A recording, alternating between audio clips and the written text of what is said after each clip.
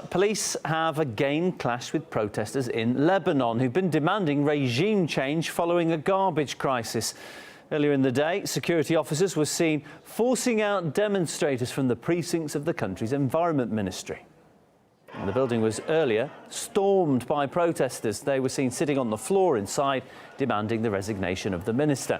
Many tried to join those who were holed up inside the ministry, but have been prevented by the police, who used force.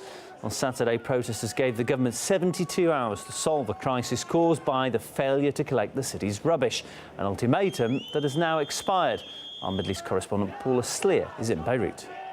The situation has escalated. A group of riot police have made their way forward to the crowd behind me, and there were a number of what sounded like either stun grenades or firecrackers that were being shot off by one or both sides. Now, we are stuck on this side of a barrier, and that is because we arrived here hours ago. We're inside a government complex that houses both the Labour office as well as the Environment Ministry, and other protesters who've been trying to get through have been blocked off by the riot police. So they are preventing everybody from arriving or entering. A group of protesters were brought out of the Environment Office. Now, these were protesters who were among the first group to get in the early hours of this afternoon, and that precipitated this whole wave of violence.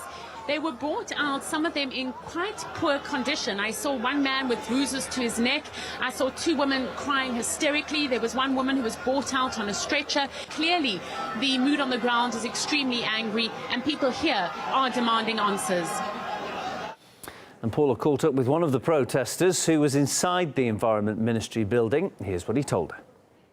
Okay, I was there. We were more than 20 or 30 protesters. Were you inside? Yes, I was inside. I got beaten along with the rest of my friends. What happened? What happened? We came at 1 p.m. to the Ministry of Ecology, Environment, and we wanted to showcase that the government won't respond to us. We gave them a 72 hours delay since Saturday, and they haven't responded to any of our demands. And you weren't provoking the situation? No violence? No.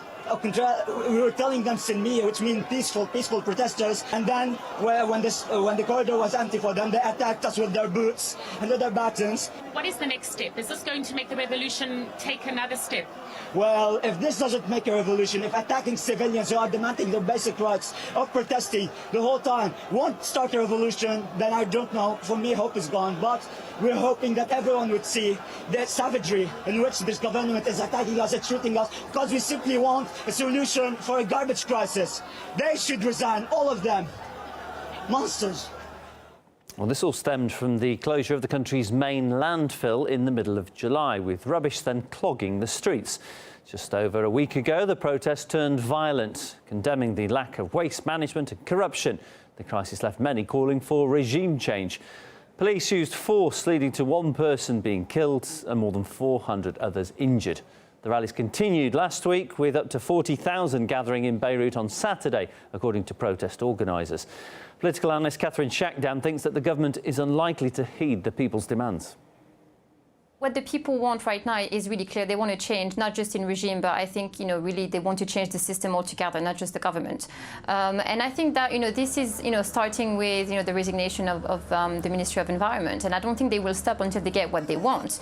Now the government is very unlikely to comply, and only because they're in a corner and that they enjoy the status quo. It's an oligarchy in Lebanon. People are making a lot of money for being in a position of power, and, they're not going to leave their position of power unless they're absolutely forced to.